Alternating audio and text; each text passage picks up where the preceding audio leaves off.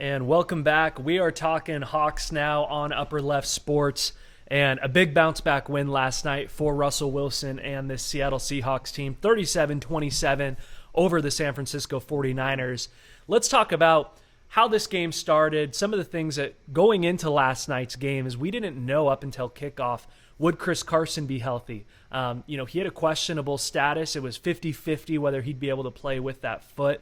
Carlos Hyde was actually doubtful. When you've got a guy like that on the roster, I think you say, if Carson misses some time, Hyde's a stud in his own right, but he's dealing with his own hamstring issue.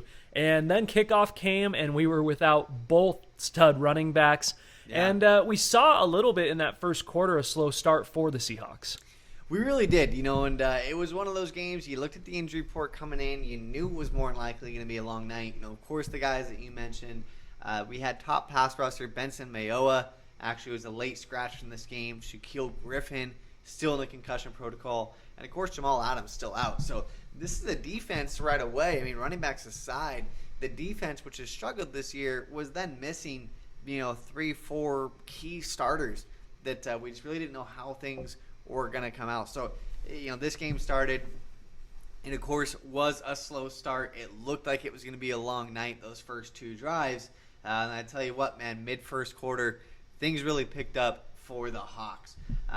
We look at it. One of the things that I loved is we talked about these injuries and people that were out. DJ Reed was a guy who was called up from the Seahawks practice squad this week. Gets the chance to come out and play against his former team in the San Francisco 49ers. And what does he do? He comes up with the first quarter interception that really seemed to spark this team. That interception, then I believe it was next drive, we saw Russ drive down the field and really put some points on the board. And wasn't just Russ that did that. It was DK Metcalf, man. We talk about a guy, his size, his ability to take a slant route from the left side of the field and go 46 yards up the sideline to make it 7-0. I tell you what, man, we're Hawk fans. We're lucky to have DK Metcalf out there. Yeah, DK last week. Now, Tyler Lockett had a huge game against Arizona, but DK, being shadowed most of the game by Patrick Peterson, was held to just one catch. And what I like to see out of this coaching staff is you could tell it was an emphasis to get DK involved early. Very first play of the game, screen to the left-hand side. Now, didn't go for much, but he had 2 touches in that first drive, which I think just shows you that Carroll and this coaching staff know they don't just have a stud, but they need to get the ball in DK Metcalf's hands because when you do, special things happen.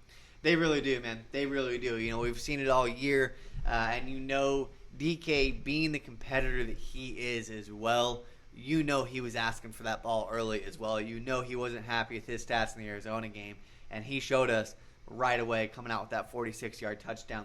And that was one of many, man. I'm telling you. It was the next drive in the second quarter. We saw Russ again drive all the way down the field. He really started cooking at that point, and just his efficiency. He wasn't missing passes at all. Gets all the way down in the end zone, and what does he do? If there's ever been an and one in football, he throws an and one touchdown pass to DK Metcalf. DK draws the defensive pass interference and still pulls in the touchdown. And that's just something that, they say, this is kind of classic one, especially in basketball, you can't teach size. You just can't. And when you get that close to the end zone, DK's learning that ability to box out a defender, and there's just not much you can do, especially when you have a quarterback of Russ's ability and his accuracy to put that ball where it needs to be. Yeah, DK had 15 targets for 12 completions, 161 receiving yards, and 2 touchdowns. And that touchdown that he broke down the sideline for, I was telling you that I'm not so sure that the DBs couldn't have caught up to him. I think they didn't want any piece of that 235 pounds. And even though DK was held to just one catch last week, a lot of people forget he had a very similar touchdown called back due to a DJ Moore holding call. And so it's one of those things that you just know that if you get the ball in his hands, and it might just be a numbers game at this point, that if you get the ball in his hands enough times, he's going to make special things happen. And it was interesting watching some of the national narrative this morning is you wonder, we're up here in the upper left. Are we maybe getting a little bit too high too soon on DK Metcalf? Yeah. But you're hearing guys on the national level start to talk about, is this the best receiver in football? And I don't think that it's absurd to have that conversation. Not at all. You're hearing comparisons to, Megatron, Terrell Owens, Randy Moss. If this 22-year-old can stay healthy, the sky's the limit, especially when you've got number 3 throwing you the football.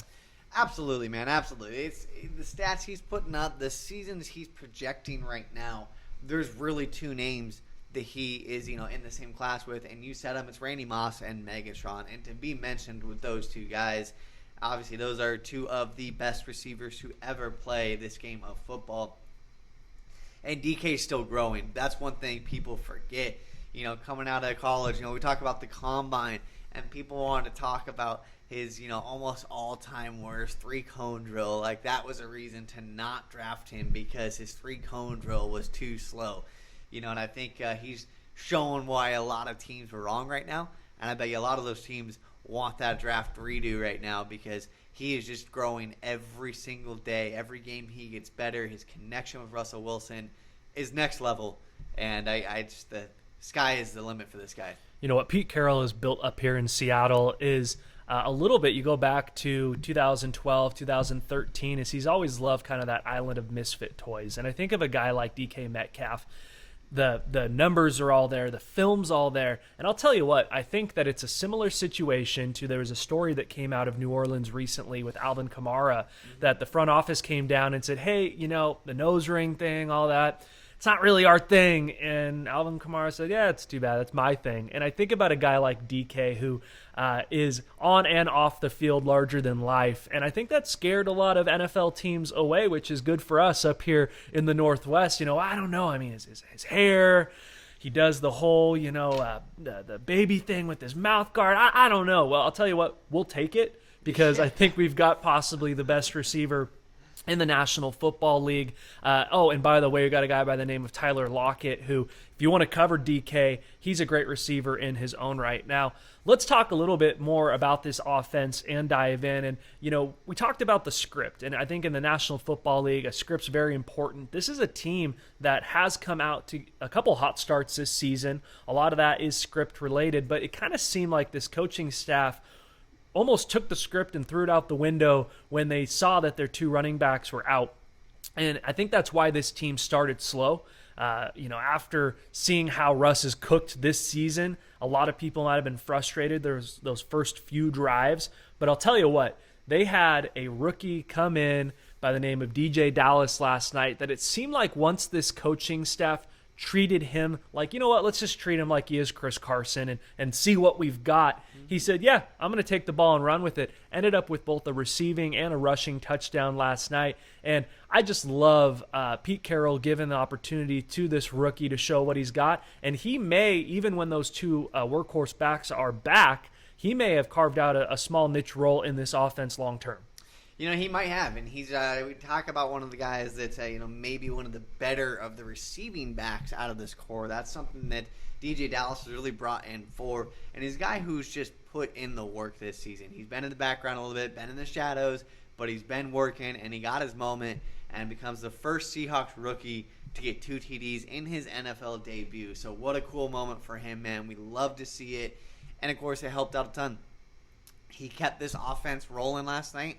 And, made sure that anytime you're missing your top 3 running backs, you never know how the night's going to go.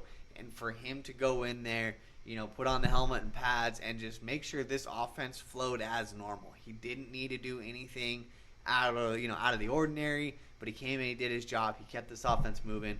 Great night for him, and looking forward to see where it goes. And, the NFL is so much, it's really 50% coaching, 50% of the guys you got on the field. And I'll tell you what, there's a guy who wears number 3 for the Seattle Seahawks team that even if the script isn't right, even if the game isn't going the way that you thought it would, he's able to get in there and improvise. And I'll tell you what, it was towards the end of that first quarter, second quarter started, that it just felt like Russell Wilson settled into the game, and he had an amazing night the rest of the way. 261 passing yards, 23 rushing yards, 4 touchdowns in the air, and he is now 32-8 following an in-season loss. That's an 800 winning percentage. It's the best by any quarterback in the Super Bowl era. It says a lot about who this guy is coming off. You know that you hear teams a lot of times talk about that a loss was good for us. And you wonder with that Arizona loss, it's always going to light that fire. And so to look at that 32-8 record off of an in-season loss for Russ, I think it just tells you a lot about who he is and what we can expect. This team's going to lose probably another couple games this year. It's going to happen, yeah. But they're going to learn and they're going to get better each time. 100%. That's something that they do a great job of. Not only does it show the type of person and type of player that Russ is, but I think it shows you the mentality that this team has been built on. They have that short memory, which in sports you have to have that short memory. But like you said, man, they use it to stoke that fire. And when you have a team that's as talented as the Seahawks consistently are, it's just one of those things. You don't want to see them with the stoked fire if you're an opponent coming up.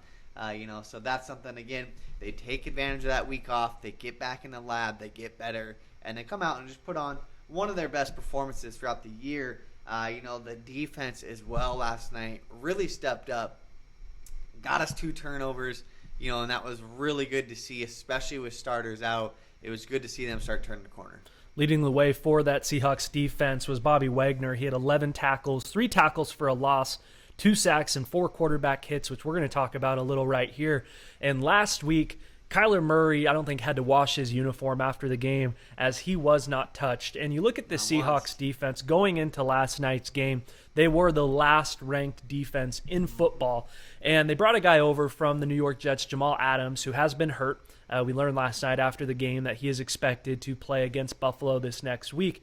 And when Jamal Adams came in, what they did with him is they blitzed him a lot. Pete Carroll isn't the type of coach who likes to blitz much. He likes to keep his safeties back. Don't throw the ball over the top of us. And I think that what they used with Jamal Adams was they used that as a way to make up for a lack of pass rush. 100%. And with Jamal Adams out, this is a team that has been carved apart, against Arizona. Mobile quarterbacks really can hurt you when you play that style of defense. And watching last night's game, going into this week, they did go out and get Carlos Dunlap from Cincinnati, so you know that he's coming. Yep. You know that they're working on that pass rush, and they see that as an issue. But here's what happened last night is after Tevin Coleman went out for the 49ers, he's been on IR this season, it kind of seemed like Pete Carroll said, I don't think that these other backs can hurt us, so what I'm going to do is I'm going to blitz, and I'm going to blitz, and I'm going to blitz. And they started blitzing all night long from that linebacker position. And it's not something you can do against a mobile quarterback, but with Jimmy G playing on a bum ankle, those 4 quarterback hits that we see for Bobby Wagner was just the tip of the iceberg to the pressure that they put on last night. Yeah, hats off to Pete Carroll on turning Bobby Wagner loose, if you will, man.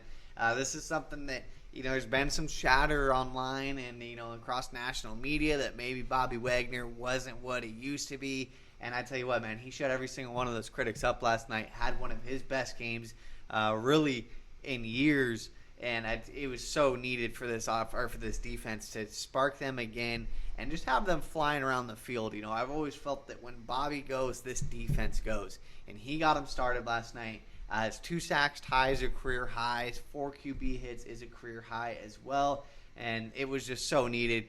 Like you said, man, coming off of Arizona, Kyler dropped back 48 times, didn't get hit once. The Seahawks defense last night had 3 sacks and 8 QB hits. So you can tell there was a focus on it, and you can tell they came out and performed. Do want to give a brief mention as well to Steven Sullivan. This is a guy who won a national championship with LSU last season. A tight end coming out, has only been working out as a defensive end the last couple weeks. He hasn't played defensive end since high school. Amazing story in his own right. If you haven't had a chance, go look into it. Really tough household growing up. Ended up living under an overpass for a time, so really happy to see him. He came in on a key 3rd down for the 49ers. They put Jerick McKinnon in that Wildcat formation, and he ran into his own guy a little bit, but Steven Sullivan was in there for his first career tackle, so congrats to him as well. Love to see it, man. Now, the last time, the Seahawks now are 6-1 on the season. We're through 7 games now. Russell Wilson is just 1 touchdown behind Tom Brady's mark of the most touchdown passes through 7 games. But The record wasn't Brady. It was actually Peyton Manning who set the record back in 2013, who Russ is ahead at this point. Do you think Russell Wilson has a chance to break the single-season touchdown passing record? You got to say he has a chance. 100%. You have to say he has a chance. He's playing out of this world right now. We've seen a shift in the play calling from Shoddy this year as well. Of course, the whole let Russ cook has been flowing around online, and you feel the team has embraced it to an extent. Of course, they have a great stable of running backs. We see it week in, week out. They still want to establish the run, but I think one of the biggest differences is we've seen Russ really get turned loose in some situations that we hadn't in the past. The second and longs, even the 3rd and 5s, we're starting to see Russ take some shots down the field. And so, with the play call we're seeing this year, absolutely Russ has a shot at breaking that record. Seahawks are now 6-1 on the season. Last time the Hawks were 6-1, 2013, which led to their only Super Bowl championship. So was a good year. We'll take one final break here on Upper Left Sports. When we get back, sounds like the WSU Cougars have named a starting quarterback. We'll be right back on Upper Left Sports.